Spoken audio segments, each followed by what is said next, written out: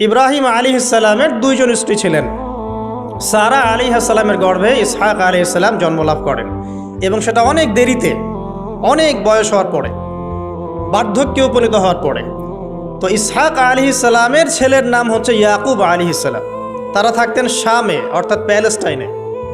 আর ইসমাইল আলাইহিসসালাম তারা থাকতেন মক্কায়। দুইটা জায়গা আপনি চিনতে পারছেন, প্যালেস্টাইন আর একটা হচ্ছে মক্কা। মক্কা ইসমাইল আলাইহিসসালাম, যার সিলসিলায় মুহাম্মদ সাল্লাল্লাহু আলাইহি ওয়াসাল্লাম, আমরা যার উম্মত। আর ওই যে প্যালেস্টাইন, শাম দেশ, সিরিয়া, জর্ডান, লেবানন, প্যালেস্টাইন, এই জায়গাটাকে বলা হয় শাম। এই প্যালেস্টাইনে ইসহাক আলাইহিসসালাম, যিনি সারা আলাইহিসসালামের গর্ভে জন্ম নিয়েছেন। ঠিক আছে, ওকে। এবার ইসহাক আলাইহিসসালামের পরবর্তী জেনারেশন, তার নাম হচ্ছে ইয়াকুব আলাইহিসসালাম। আর ইয়াকুব আলাইহিসসালামের আরেকটা নাম হচ্ছে ইসরাইল। কি নাম? ইসরাইল।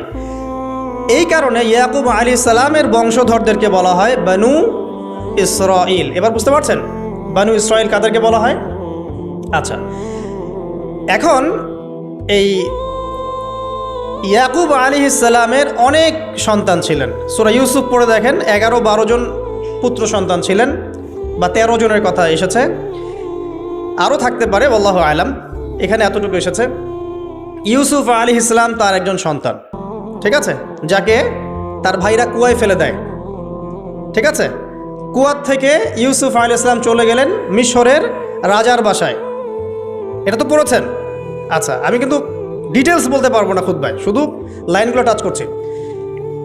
কুয়া থেকে চলে গেলেন, ভাইদের ষড়যন্ত্রে কুয়ায় তিনি পড়লেন, তাকদিরের এভাবেই তাকদির লেখা ছিল। তারপরে সেখান থেকে মিশরের রাজার বাসায়, ঠিক আছে, সেখান থেকে সেই যে রাজার স্ত্রী তাকে আহ্বান করলো, তিনি বললেন যে মাআজ আল্লাহ, আমি আল্লাহকে ভয় করি। এরপর সেখান থেকে জেলখানায় বিনা অপরাধে তিনি 12 বছর জেল খাটলেন। আর সেখান থেকে তিনি বের হয়ে আবার যখন আসলেন, তখন মিশরের কি প্রায় খাদ্যমন্ত্রী বলা যায়, মিশরের বড় একটা পলিটিক্যাল পদ আল্লাহ পাক তাকে দিলেন। ঠিক আছে, তাহলে মিশরে কিভাবে বনু ইসরাইল আসলো? ইউসুফ আলাইহিসসালামের মাধ্যমে। ঠিক আছে, ইউসুফ আলাইহিসসালামের মাধ্যমে মিশরে বনু ইসরাইলের আগমন হলো। এর আগ পর্যন্ত বনু ইসরাইল থাকতো ওই যে প্যালেস্টাইনে। এখন ইউসুফ আলাইহিসসালামের শাসনামল যতদিন ছিল, ততদিন পর্যন্ত বনু ইসরাইল মিশরে খুব ভালোভাবেই জীবনযাপন করত। কিন্তু যখন তার যুগটা চলে গেল, তখন সেখানে ফেরাউনদের যুগ আসলো। কাদের যুগ? ফেরাউনদের যুগ। আর ফেরাউন শব্দের অর্থ হচ্ছে, এটা একটা রাষ্ট্রীয় পদ, যেমন প্রেসিডেন্ট, প্রাইম মিনিস্টার এমন পদ আছে। ফেরো বা ফেরাউন, এটা হচ্ছে একটা রাষ্ট্রীয় পদের নাম। তো ফেরাউনের আসল নাম হচ্ছে রেমেসিস। কি নাম?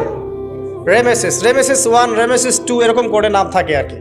আর যে ফেরাউনের মমিটা আমরা পেয়েছি, তারও একটা নাম আছে। তার নাম হচ্ছে, আমি এনসাইক্লোপিডিয়া ব্রিটানিকা থেকে এটা পেয়েছি, তার নাম হচ্ছে মনেপ্তাহ। যে ফেরাউনের মমিটা আমরা পেয়েছি, এর নাম হচ্ছে মনেপ্তাহ। তার মূল নাম, তাকে রেমেসিস বলা হতো, আর তার টাইটেল হচ্ছে ফেরো বা ফেরাউন। ঠিক আছে, এখন এই ফেরাউনদের সময় ইউসুফ আলাইহিসসালামের রেখে যাওয়া সেই যে বনু ইসরাইল, এরা আর উন্নত জীবনযাপন করতে পারলো না। তারা দাসত্বের শৃঙ্খলা আবদ্ধ হল, তাদের উপর জুলুম নির্যাতন শুরু হতে লাগলো। এক পর্যায়ে ফেরাউন তাদেরকে ডিভাইড অ্যান্ড রুলের মতো করে সমাজে নিপীড়িত করতে লাগলো। আর ফেরাউনের অনেক পাপ ছিল, যে পাপটা আমরা আসলে অল্প কথায় ব্যাখ্যা করতে পারবো না। এক কথায়, সে নিজেকে আল্লাহ দাবি করেছিল। তারপরে সে সমাজের মধ্যে শিরকের প্রচলন ঘটাতো। সে কন্যা সন্তানদেরকে জীবিত রাখতো, পুত্র সন্তানদেরকে হত্যা করে ফেলত।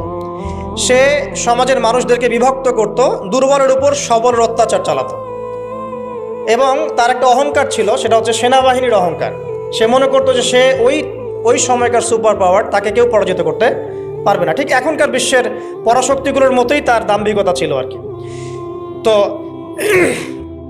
একটা কথা বলে নেই, এই ফেরাউন এবং মূসা আলাইহিসসালাম, এই ফেরাউন যখন বনু ইসরাইলকে নির্যাতন করতে লাগলো, তখন আল্লাহ পাক একজন নবী পাঠালেন, তার নাম কি? মূসা আলাইহিসসালাম। আর মূসা আলাইহিসসালাম আর ফেরাউনকে নিয়ে কোরআনুল কারীমে প্রায় 44টা সূরার মধ্যে কথা আছে। আমি হিসাব করে দেখেছি এবং আমি টুকটাক ঘাটাঘাটি করে দেখেছি যে প্রায় 44টা সূরার মধ্যে 532টা আয়াত আছে মূসা এবং ফেরাউনকে নিয়ে। কথা বুঝতে পারছেন? 32টা। কোরআনের টোটাল আয়াত কত? একদম ভুল উত্তর, 6236। 6000 কত? 236। মতবিরোধ আছে, তবে 6236টা আয়াতের পক্ষে শক্ত দলিল আছে। তো এটাকে পার্সেন্টেজ দিয়ে করবেন, যারা ম্যাথামেটিক্স পারেন তারা তো খুব সহজেই পারবেন। তো পার্সেন্টেজ করলে দেখবেন যে 8.53% আয়াত মূসা এবং ফেরাউনকে নিয়ে। 100%-এর মধ্যে প্রায় 8.5 বা 9% আয়াত কাকে নিয়ে? মূসা এবং ফেরাউনকে নিয়ে। এমনি এমনি তো আল্লাহ পাক এই কাজটা করবেন না নিঃসন্দেহে। এর মধ্যে একটা শিক্ষা বা মেসেজ আছে, সেটা হলো আমাদের জন্যে, উম্মতে মুহাম্মাদির জন্যে যেই সব জাতির মধ্যে সবচেয়ে বেশি শিক্ষা আছে তার মধ্যে সবচেয়ে ইম্পর্টেন্ট হচ্ছে মূসা এবং ফেরাউনের সময়। মূসা এবং ফেরাউন এই ঘটনার মধ্যে যে শিক্ষাগুলো আছে এটা আমাদের জন্য সবচেয়ে বেশি ইম্পর্টেন্ট। এই জন্য এত বেশি আয়াত নাজিল করা হয়েছে। কোরআনে যে কোনো সূরা খুলবেন দেখবেন মূসা আর ফেরাউন, মূসা আর ফেরাউন। কী কারণ? এমনি এমনি নিঃসন্দেহে শেষ জামানে আমরা যারা বাস করব তাদের জন্য এই ঘটনার মধ্যে বিশাল কিছু শিক্ষা আছে। শিক্ষাগুলো আমরা ইনশাআল্লাহ আজকে জানবো। তো এখন মূসা আলাইহিস সালাম এই ফেরাউনের যুগে জন্ম লাভ করলেন। তবে ফেরাউনকে জ্যোতিষীরা বলেছিল আগেই যে ওই শাম দেশ থেকে একটা আগুন আসছে যে তোমার সিংহাসনকে পুড়িয়ে ফেলবে। এর ফলশ্রুতিতে ফেরাউন যেটা করলো, সমস্ত পুত্র সন্তান যারা হতো এদেরকে তারা জবাই করে হত্যা করত। তো যখন জনগণ বলল যে কাজটা খুব খারাপ, প্রতিবাদ শুরু হলো, তখন 1 বছর গ্যাপ দেওয়া শুরু করলো। 1 বছর মারবে, আরেক বছর রাখবে, আরেক বছর মারবে, আরেক বছর রাখবে। যেই বছর মারলো না সেই বছর জন্ম লাভ করলো মূসা আলাইহিস ইসলামের ভাই হারুন আলাইহিস সালাম। ঠিক আছে, উনিও কিন্তু নবী ছিলেন। আচ্ছা, আর যে বছর মারার কথা সেই বছর জন্ম লাভ করলেন মূসা আলাইহিস সালাম। এখন আমি খুব শর্ট করে বলছি, অনেক ডিটেলস বলতে গেলে 3টা বেজে যাবে, আজকে আসরও হতে পারে। তো এখন যে বছর মারার কথা সেই বছর জন্ম লাভ করলেন মূসা আলাইহিস সালাম। এখন মূসা আলাইহিস সালামের মা কিন্তু তখন খুব শঙ্কিত, ফেরাউন তার সন্তানকে হত্যা করবে। আল্লাহ রাব্বুল আলামিন কোরআনের মধ্যে বলেছেন সূরা কাসাসের মধ্যে, কোন সূরা? সূরা আরব। এখানে একটা হবে, এটা হবেই, কোনো বিজ্ঞানী ঠেকাতে পারবে না। তো শুআয়ব আলাইহিস সালামের কম, সেই কম যাকে ভূমিকম্প দিয়ে ধ্বংস করা হয়েছিল। তো এখন মূসা আলাইহিস সালাম তার কাছে গিয়ে তার ঘটনাগুলো বললেন। শুআয়ব আলাইহিস সালাম তাকে বললেন, ঠিক আছে, আমার মেয়ের একটা দাবি। আমার মেয়ে বলেছে যে তুমি হচ্ছ বিশ্বস্ত এবং শক্তিশালী, তোমাকে যেন আমি আমার কাজে নিয়োগ করি। আসলে মেয়ে বাবাকে ইঙ্গিতে একটা মানে মনের ভাব ব্যক্ত করেছে আর কি। তখন তার বাবা সেই ভাবটা বুঝতে পেরেছেন। তিনি বলেছেন, ঠিক আছে, আমি আমার এই মেয়ের সাথে তোমাকে বিয়ে দিব। শর্ত কি? শর্ত হচ্ছে তোমাকে 8 বছর আমার এখানে কাজ করতে হবে। 8 বছর, কত বছর? 8 বছর কাজ করার বিনিময়ে আমি তোমাকে আমার মেয়ের সাথে বিয়ে দিচ্ছি। আর যদি তুমি চাও তাহলে 10 বছর পূর্ণ করতে পারো। ঠিক আছে? তো মূসা আলাইহিস সালাম বলেন, ঠিক আছে, আমাদের মাঝে আল্লাহ পাক সাক্ষী হিসেবে যথেষ্ট। এবার সেখানে মূসা আলাইহিস সালাম তার সংসার শুরু করলেন। 10 বছর অতিবাহিত হলো। তারপরে এখন মিশরে ফিরে যাওয়ার পালা। মূসা আলাইহিস সালাম তার স্ত্রীকে নিয়ে কোথায় যাচ্ছেন এখন? মিশর, তার হোম টাউন। ঠিক আছে, মাদারল্যান্ড। কিন্তু যাত্রা পথে তুয়া উপত্যকায় বিভিন্ন কিতাবে এসেছে তার স্ত্রীর প্রসব বেদনা শুরু হয়। তখন তিনি আগুন তালাশ করতে থাকেন। আগুন তালাশ করতে করতে আস্তে আস্তে তিনি এমন একটা জায়গার দিকে চলে যান, তুয়া উপত্যকায়, যেখানে দেখেন যে গাছের উপর আগুন জ্বলছে। এবং তখন আগুনকে ফলো করতে করতে হঠাৎ তিনি এক গায়েবী আওয়াজ শুনতে পান। আওয়াজটা হচ্ছে এমন, আমি একটু পড়ে শোনাই। আওয়াজটা হচ্ছে এমন যে ইন্নী আনা রব্বুক ফাখলা'না আলাইক ইন্নাকা বিল ওয়াদিল মুকদ্দাসি তুয়া। এই আওয়াজটা আল্লাহ পাকের। কার আওয়াজ? সুবহানাল্লাহ। আল্লাহ পাক মূসা আলাইহিস সালামের সাথে কথা বলছেন এই জায়গায়। আল্লাহ পাক বলছেন, নিশ্চয়ই আমি তোমার রব, তোমার জুতা খুলে ফেলো, কারণ তুমি একটা পবিত্র উপত্যকায় আছো। চিন্তা করতে পারেন? ওয়া আনা ইখতারতুকা, এবং আমি তোমাকে বাছাই করেছি হে মূসা, ফাসতামি লিমা ইউহা, তুমি খুব মনোযোগ দিয়ে শোনো, আমি তোমার কাছে যা ওহী করছি এটা মনোযোগ দিয়ে শোনো। ইন্নানি আনা আল্লাহ, নিশ্চয়ই আমি আল্লাহ। আল্লাহ বলছেন ইন্নানি আনা আল্লাহ, নিশ্চয়ই আমি আল্লাহ। লা ইলাহা ইল্লা আনা, আল্লাহ বলছেন আমি ছাড়া কোনো ইলাহ নেই। ফা'বুদনি, আমার ইবাদত করো। ওয়া আকিমিস সালাতা লিযিকরি, আমার স্মরণের জন্য সালাত কায়েম করো। ইন্নাস সাআতা লাআতিয়াতুন, নিশ্চয়ই কিয়ামত অবশ্যই আসবে, আকাদু উখফিহা, আমি এটাকে গোপন রেখেছি, লিতুজজা কুল্লু নাফসিন বিমা তাসআ, যাতে করে প্রত্যেক নফসকে তার প্রতিদান দেয়া যায়। ফালা ইয়াসুদ্দান্নাকা আনহা মান লা ইউমিনু বিহা ওয়াত্তাবা'a হাওয়াহু ফাতারদা, যারা প্রবৃত্তির অনুসরণ করে তারা যেন তোমাকে এই বিষয়টার প্রতি ঈমান আনা থেকে দূরে রাখতে না পারে। আল্লাহ পাক এই পর্যন্ত বললেন। এরপর আল্লাহ বলছেন ওয়া মা তিলকা বিয়ামিনিকা ইয়া মূসা, মূসা তোমার ডান হাতে এটা কি? মূসা আলাইহিস সালাম বলছেন যে ক্বালা হিয়া আসায়া, এটা আমার লাঠি। তার সাথে কি ছিল? একটা লাঠি। আতাওয়াক্কাউ আলাইহা ওয়া আহুশু বিহা আলা গনামি ওয়া লিয়া ফিহা মাআরিব উখরা, এই লাঠি দিয়ে আমি গাছের ডাল ছাটি, গবাদি পশুদেরকে চড়াই, এছাড়া আমি আমার বিভিন্ন কাজে লাঠি ব্যবহার করি। আল্লাহ পাক বলছেন ক্বালা আলকিহা ইয়া মূসা, মূসা এটা নিক্ষেপ করো দেখি, হাত থেকে ছুঁড়ে মারো। মূসা আলাইহিস সালাম ছুঁড়ে মারলেন, ফাআলকাহা, তিনি ছুঁড়ে মারলেন, ফাইদা হিয়া হাইয়াতুন তাসআ, সাথে সাথে লাঠিটা ছোটাছুটি শুরু করলো সাপের মতো। অন্য সূরায় আছে এই দৃশ্য দেখার সাথে সাথে মূসা আলাইহিস সালাম উল্টা দিকে দৌড় দিয়েছিলেন।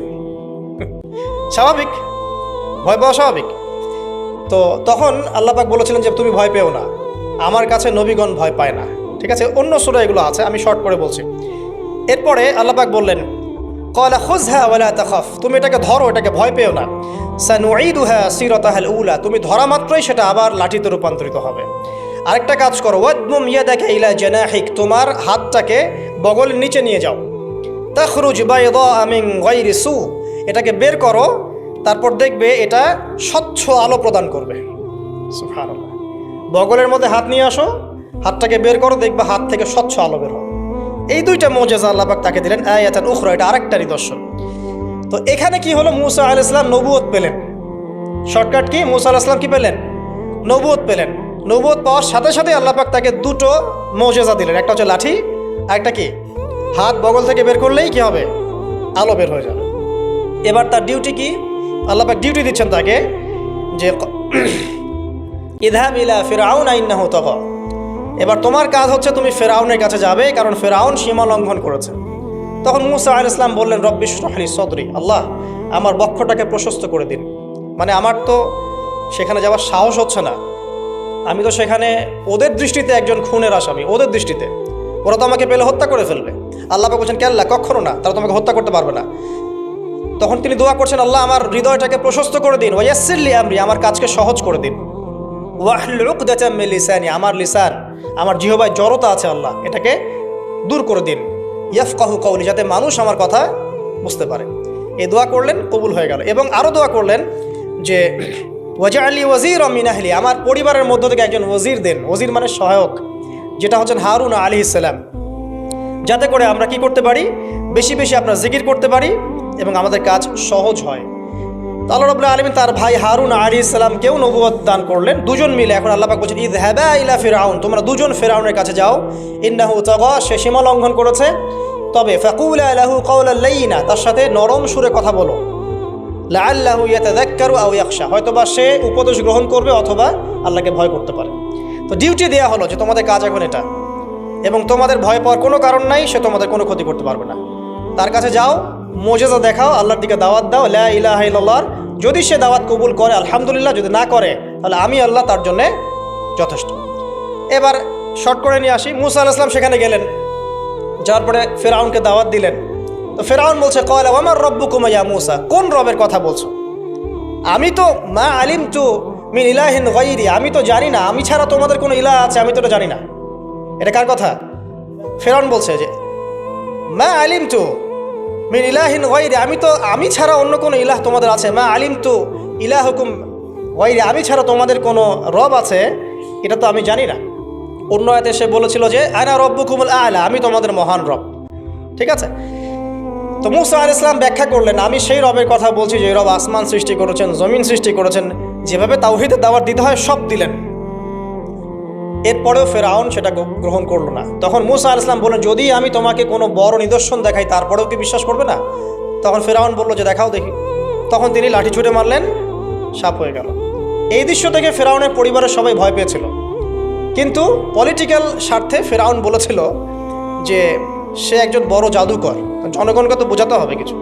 নিজে ভয় পেলেও জনগণকে তো কিছু বোঝাতে হবে। সে জনগণকে বলছে আসলে সে একজন বড় জাদুকর, সে চাচ্ছে তোমাদের ন্যাশনের মধ্যে ফাটল সৃষ্টি করতে। তো এখন কি করা যাবে? পরামর্শ করা হলো, তার কাছের কিছু মানুষ থাকে না, তার মন্ত্রী পরিষদ যারা শয়তানিতে পিএইচডি করেছিল আর কি, তার ওকে পরামর্শ দিল যে একটা কাজ করা যাক, একটা বড় ময়দানে যাওয়া যাক, সেখানে আমরা বড় বড় জাদুকরদেরকে ডাকবো, এখানে একটা জাদুর ব্যাটল হবে, মোনাজারা হবে জাদুর। সব বড় বড় জাদুকরকে ডাকা হলো মিশরের। এবং বলে রাখি যে জাদুবিদ্যা কিন্তু সত্য, সুলাইমান আলাইহিস ইসলামের সময় থেকে এটা চলে আসছে। হারুত এবং মারুত ফেরেশতাকে কিন্তু এর মধ্য দিয়ে পরীক্ষা করা হয়েছে মানব জাতিকে। যাই হোক, তো জাদু থেকে বাঁচার জন্য কোরআন এবং সুন্নাহর যে দোয়া কালামগুলো আছে এগুলো নিয়মিত পড়বেন ইনশাআল্লাহ। আল্লাহ পাক আমাদেরকে হেফাজত করুন, আমিন। তো আমি শর্ট করছি। তো এবার জাদুকররা একদিকে, মূসা আলাইহিস সালাম একদিকে। তো মূসা আলাইহিস সালামকে তারা বলছে তুমি আগে ছুঁড়ে মারবে না আমরা ছুঁড়ে মারবো। মূসা আলাইহিস সালাম বলছে বাল আলকু, তোমরা ছুঁড়ে মারো। তখন তারা যখন তাদের লাঠিগুলো ছুঁড়ে মারলো, এগুলো সাপ হয়ে গেল। এটা একটা চোখের ভেলকিবাজি ছিল। আল্লাহ পাক এই জাদুটাকে বলেছেন কোরআনে সিহরুন আযীম, বড় একটা জাদু করেছিল তারা। মানে তারা জাদুবিদ্যায় খুব পারদর্শী ছিল। এখন যেমন সায়েন্সের যুগ, তখন কিন্তু জাদুবিদ্যার যুগ ছিল, ঠিক আছে? তো মূসা আলাইহিস সালাম তারপর কিছুটা ভয় পেয়ে গেলেন। আল্লাহ পাক বলেন তুমি ভয় পেও না, বরং তোমার লাঠি ছুঁড়ে মারো, ইন্নাকা আনতাল আ'লা, তুমি বিজয়ী হবে ইনশাআল্লাহ তাআলা। এরপর মূসা আলাইহিস সালাম লাঠি ছুঁড়ে মারার সাথে সাথেই তার লাঠিটা যে সাপে রূপান্তরিত হলো, এই সাপটা বাকি সব সাপকে খেয়ে ফেললো। এই দৃশ্য দেখার সাথে সাথেই ওই জাদুকর যারা ছিল, সবচেয়ে বড় বড় জাদুকর, একটা সমাজে সবচেয়ে বড় বড় জাদুকর, সাথে সাথে মুসলিম হয়ে গেল। বললো যে ক্বাল আমান্না বিরব্বি হারুন ওয়া মূসা, আমরা মূসা এবং হারুনের রবের প্রতি ঈমান নিয়ে আসলাম। তখন ফিরআউন বলল যে ও আচ্ছা, তাহলে ইন্নাহু কাবীরুকুম আল্লামাকুমুস সিহর, তাহলে মূসাই হচ্ছে তোমাদের লিডার, যে তোমাদেরকে জাদু শিখিয়েছে। তাহলে পলিটিক্যাল লোকজনের কথাগুলো এরকমই হয়, সত্য কখনো স্বীকার করতে যাবে না। তো যে তাহলে মূসাই মনে হয় তোমাদের চেয়ে বড় জাদুকর, তাহলে তোমাদের শাস্তি দিব এবার আমরা। কি শাস্তি? ওই যে শুলদণ্ড দিয়ে ডান দিকের হাত বাম দিকের পা কেটে ফেললো। চিন্তা করতে পারেন, একদিকের হাত একদিকের পা কেটে শুলদণ্ড দিয়ে ঝুলিয়ে রাখলো। তখন এই জাদুকররা এমন একটা কথা বলেছে যেটা পড়লে আমরা চোখ দিয়ে পানি পড়ে যায়। এই জাদুকররা বলেছিল যে তোমার যা ইচ্ছা তুমি তা করো, ফাকদি মা আনতা ক, তোমার যা মনে চায় তাই করো। কথাটা শুনছেন? ফাকদি মা আনতা ক, তোমার যা মনে চায় তাই করো। কিন্তু আমরা ইন্না আমান্না বিরব্বি হারুন ওয়া মূসা, আমরা মূসা এবং হারুনের রবের প্রতি ঈমান এনেছি। আশা করা যায় যে আমরা এই ঈমান আনার ফলে সারা জীবন জাদুবিদ্যা চর্চা করে যে পাপ করেছি, আল্লাহ পাক সব পাপ মাফ করে দিবেন ইনশাআল্লাহ। দেখেন, একটা সেজদা না করেও তারা জান্নাতে চলে গেল। দেখলেন, তারা কিন্তু নামাজ পড়তে পারে নাই, সুযোগ হয়নি, রোজা রাখতে পারে নাই, যাকাত দিতে পারে নাই, শুধু খালেস ঈমান যে না আল্লাহকে চিনেছি, আল্লাহ ছাড়া কোনো ইলাহ নাই, আল্লাহ ছাড়া কাউকে পরোয়া করি না, আল্লাহই সব কিছু। তারপরে তাদেরকে ফাঁসি দেওয়া হলো, হাত পা কেটে ফেলা হলো, জান্নাত। এই ঘটনাটা পড়বে তহার মধ্যে আছে। যাই হোক, এখন এভাবে যখন মূসা আলাইহিস সালামকে পরাজিত করতে পারলো না, মূসা আলাইহিস সালাম তাদেরকে সময় দিলেন, তওবা করে ফিরে আসো, আল্লাহ পাক মাফ করে দিবেন। কিন্তু ফেরাউন এবং তার দলবল এগুলো সহ্য করলো না, বরং ফেরাউন টিটকারি করছিল, এই হামান তুমি আছো? হামান বলছে হ্যাঁ আছি, আমার জন্য একটা বড় প্রাসাদ নির্মাণ করো, ইট পোড়াও, আমার জন্য উঁচু প্রাসাদ তৈরি করো, যাতে আমি উকি মেরে দেখতে পারি মূসার রব কোথায় আছে। কথা বুঝতে পারছেন? আমার কাছে মনে হয় হয়তোবা, আল্লাহু আ'লাম, হয়তোবা এই আয়াতটা মিশরের পিরামিডের দিকে ইঙ্গিত করছে, হয়তোবা, আমি জানি না সঠিক, আমি মানে 100% নিশ্চিতভাবে বলতে পারবো না, কিন্তু আমার কাছে মনে হয় হয়তোবা এটা সেই সময়কারই ঘটনা যে হামান ইট পোড়াতে থাকো, ইট এবং পাথর পোড়াও, উঁচু উঁচু উঁচু একদম সর্বোচ্চ কিছু তৈরি করো, প্রাসাদ তৈরি করো, যাতে করে আমি তার উপরে উঠে মূসার ইলাহকে দেখতে পারি। এটা কার কথা ছিল? ফেরাউনের। এটা করাও হয়েছে। এরপরে 9টা আযাব আল্লাহ পাক দিয়েছেন। কয়টা? 9টা। একবার সতর্ক করা হয়, যদি না শোনে আল্লাহ পাক আযাব দিলেন রক্তের, সমস্ত পানি রক্ত হয়ে গেল। এবার ফেরাউন এবং তার লোকজন এসে বলে আমরা তওবা করব, মূসা তুমি দোয়া করো আল্লাহর কাছে, আল্লাহ যেন সরিয়ে দেয়। মূসা আলাইহিস সালাম দোয়া করেন, আযাব সরে যায়, তারা আবার নাফরমানি শুরু করে। কথা বুঝতে পারছেন? তারপরে আযাব আসলো ব্যাঙের, সবখানে ব্যাঙ দিয়ে ভর্তি। তারপরে আবার তওবা করার প্রত্যয় ব্যক্ত করলো, তওবা করলো না, আবার আযাব। এরপরে আযাব উকুনের, কিসের? উকুন, এভাবে একটা একটা করে আসতে থাকলো। এবার প্লেগ, তারপর ফড়িং। প্লেগ এমনভাবে এসেছিল যে একদিনেই 70,000 মানুষ মারা গেছে। এভাবে 9টা আযাব আল্লাহ পাক দিলেন, কিন্তু ফেরাউন কিছুতেই ঈমান আনলো না। এবার সবশেষ পালা। সর্বশেষে মূসা আলাইহিস সালাম বললেন যে বনু ইসরাইলকে আমার সাথে যেতে দিবা কিনা সেটা বল। তো এখন যেহেতু অনেক মানুষ মারা যাচ্ছে প্লেগে, সবশেষে গিয়ে মূসা আলাইহিস সালামের কাছে ফেরাউন এবং তার এই যে হামান, কারুন, যারা যারা ছিল, এরা নমনীয় হলো এবং বলল, ঠিক আছে, তোমরা বনু ইসরাইলকে নিয়ে এখান থেকে বের হয়ে যাও, মিশরে আমরা আর কোনো আপদ চাই না, তোমরা চলে যাও এখান থেকে। এবার যখন মূসা আলাইহিস সালাম এবং বনু ইসরাইল এখান থেকে বের হয়ে যাচ্ছেন, বলা হচ্ছে তাদের সংখ্যা ছিল প্রায় 30 লক্ষ, কেউ বলেছেন 40 লক্ষ। সংখ্যাটা ফ্যাক্ট না। বনু ইসরাইলের একটা বড় কম ছিল, 10 থেকে 20% মানুষ মিশরের বনু ইসরাইল ছিল। তারা এখন বের হয়ে যাচ্ছেন রাতের অন্ধকার শেষ হয়ে ফজরের সময়। ফেরাউনের মাথায় আবার শয়তানি চাপলো। সে বলল, না, এদেরকে যেতে দেওয়া যাবে না, যদি চলে যায় ওখানে গিয়ে যদি বিদ্রোহ করে আমাদের উপর হামলা করে। কি করণীয়? ফুল ফোর্স নিয়ে, তার যত সেনাবাহিনী ছিল সমস্ত সেনাবাহিনী নিয়ে ফেরাউন মূসা আলাইহিস সালাম এবং তার কওমকে ধাওয়া করা শুরু করলো পিছন থেকে। এবার মূসা আলাইহিস সালাম যাচ্ছেন, তার কওমকে সাথে নিয়ে, সামনে পড়ে গেল লোহিত সাগর। কোন সাগর? লোহিত সাগর। আর পিছনে ফেরাউনের বাহিনী।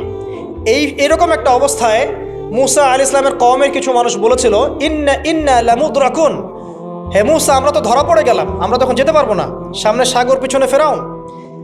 এই সময় মূসা আলাইহিস সালাম একটা কথা বলেছিলেন, এই কথাটা যে বলতে পারবে বিপদের সময়, আল্লাহ পাক তার সাথে থাকবেন ইনশাআল্লাহ। মূসা আলাইহিস সালাম বলেছেন কাল্লা, ওইরকম একটা অবস্থা তিনি বলছেন কাল্লা, কখনো নয়। ইন্না রব্বি মাইয়া সায়াহদিন, আমার রব আমার সাথে আছেন, তিনি আমাকে পথ দেখাবেন। কথা বুঝতে পারছেন? ব্যাস, আল্লাহ পাকের সাহায্য নেমে আসলো। তিনি বললেন, লাঠি ছুঁড়ে মারো। লাঠি ছুঁড়ে মারার সাথে সাথেই একটা দুইটা না, 12টা রাস্তা হয়ে গেল, পানি ভেদ করে, সাগর ভেদ করে। আর এই 12টা রাস্তা দিয়ে, এটা কোনো গাল গল্প নয়, 12টা রাস্তা দিয়ে বনু ইসরাইলের 12টা দল চলে গেল, পার হয়ে গেল। আর ফেরাউন এটা অবাক হয়ে দেখছে। এক পর্যায়ে সেও সিদ্ধান্ত নিল যে আমিও আমার ফোর্স নিয়ে ধাওয়া করব। এই যে সে নামলো লোহিত সাগরের, সাথে সাথে পানি আবার আগের জায়গায়। এক মুহূর্তের মধ্যে, মানে এক দিনে পুরো ফেরাউন এবং ফেরাউনের যত সেনাবাহিনী আছে একদিনের মধ্যেই শেষ, পৃথিবী থেকে চিরবিদায়। আল্লাহ পাক এত চমৎকার করে কথাটা বলেছেন, কাম তারাকু মিন জান্নাতি ওয়া উয়ুন, তারা কতই না বড় বড় জান্নাত, মানে বাগান এবং প্রস্রবণ পার হয়ে চলে গেল। কুনুজি ওয়া মাকামিন কারীম, কত সুন্দর সুন্দর জায়গা তারা ছেড়ে দিয়ে চলে গেল। এবং তারা ধাওয়া করতে লাগলো ফেরাউন মূসার বাহিনীকে। যখন তারা ডুবে গেল, ফামা বাকাত আলাইহিমুস সামাউ ওয়াল আরদ, তাদের জন্য আসমান এবং জমিনের কোনো সৃষ্টি এক ফোঁটা চোখের পানিও ফেলে নাই। এটা আপনি সূরা দুখানের মধ্যে পাবেন, আরও বিস্তারিত আছে। তো এই যে ঘটনাটা ঘটেছে, এই ঘটনাটা ঘটেছে মুহররম মাসের 10 তারিখে। কয় তারিখে? এই হচ্ছে সেই ঘটনা যার স্মরণে আমরা মুহররম মাসের 10 তারিখে সওম রাখি। কথা কি বুঝতে পারছেন? এটাই সেই ঘটনা, যেই ঘটনার ফলশ্রুতিতে এটাকে স্মরণীয় করে রাখতে আল্লাহ পাক কিয়ামত পর্যন্ত এই আশুরার সওমটাকে রেখে দিয়েছে। এটা ইহুদিরাও রেখেছে, ইসলাম আসার পূর্বে, মানে নবী সাল্লাল্লাহু আলাইহি ওয়াসাল্লামের শরীয়ত আসার পূর্বেও আগের জাতিরাও এটাকে রেখেছিল। নবী সাল্লাল্লাহু আলাইহি ওয়াসাল্লাম এই সওমটাকে রেখেছেন, মুহররম মাসের এই 10 তারিখের সওমটা। এবং তিনি বলেছেন যে আমি আশা করি এই সওম রাখার ফলে 1 বছরের গুনাহ আল্লাহ পাক মাফ করে দিবেন। এবং একজন সাহাবী এসে জিজ্ঞাসা করছিলেন যে কোন মাসের রোজা রমাজান মাসের পরে সর্বোত্তম। নবী সাল্লাল্লাহু আলাইহি ওয়াসাল্লাম বলছেন রমাজান মাসের পর সর্বোত্তম সওম হচ্ছে মুহররম মাসের সওম। 3-4টা বিষয় নবী সাল্লাল্লাহু আলাইহি ওয়াসাল্লাম কখনো ছাড়তেন না। ফজরের আগে 2 রাকাত সুন্নাত, মাসের 3 দিন রোজা রাখা, আইয়ামে বীজের, তারপরে আপনার আরাফার সওম এবং এই যে মুহররম মাসের সওম। এই সওমগুলো নবী সাল্লাল্লাহু আলাইহি ওয়াসাল্লাম কখনো ছাড়তেন না। আরও এসেছে একটা বর্ণনা, আমি এটা পেয়েছি ফয়জুল কালামের মধ্যে, যে আশুরার সওম রাখার পাশাপাশি ওই দিন যদি আপনি পরিবার বর্গের উপর খরচ করেন, ইনশাআল্লাহ আপনাকে সারা বছর আল্লাহর পক্ষ থেকে রিজিকের প্রশস্ততা দেওয়া হবে ইনশাআল্লাহ। তো পরিবার বর্গের প্রতি আপনি খরচ করতে পারেন। এখন এই যে ঘটনা দেখেন, এই ঘটনার মূল পিছনে গল্প কি? জালেমের ধ্বংস, মাজলুমের মুক্তি, তাই তো? জালেমের ধ্বংস, মাজলুমের মুক্তি, এটাকে স্মরণীয় করে রাখার জন্যে আল্লাহ রাব্বুল আলামিন এই আশুরার সওমটাকে রেখেছেন।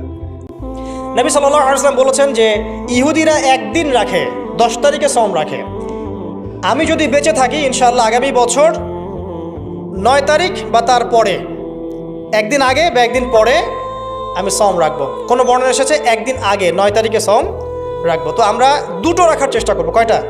দুটো, হয় 9-10 অথবা 10-11 ইনশাআল্লাহ। আশা করা যে 1 বছরের গোনা আল্লাহ পাক মাফ করে দেবেন ইনশাআল্লাহু তাআলা। আর বেশি বেশি মুহররম মাসে সওম রাখতে পারেন, ইস্তেগফার করতে পারেন, তাসবিহ তাহলিল করতে পারেন। এবং এই মাসে যে ঘটনাটা ঘটেছে আপনার মুসা আলাইহিস সালাম এবং ফিরআউনের, এই ঘটনাটাকে চর্চা করবেন, এটাকে প্রচার করবেন, প্রসার করবেন, এর মধ্যে থেকে শিক্ষাগুলোকে নিজের জীবনে বাস্তবায়ন করার চেষ্টা করবেন ইনশাআল্লাহ তাআলা। আল্লাহ পাক সবাইকে তৌফিক দান করুন, আমিন। শেষ করার আগে আমি এই কনক্লুসিভ জায়গাটাতে যাচ্ছি। দেখেন, এরপরেও কিন্তু বনু ইসরাইল শুধরে যায় নাই। তারা চোখের সামনে দেখলো যে ফেরাউন ডুবে মরল, তারা পার হয়ে গেল। ঠিক পার হয়ে যাওয়ার পরেই অল্প কয়েকদিনের ব্যবধানেই তারা বাছুর পূজা শুরু করেছিল। কি পূজা?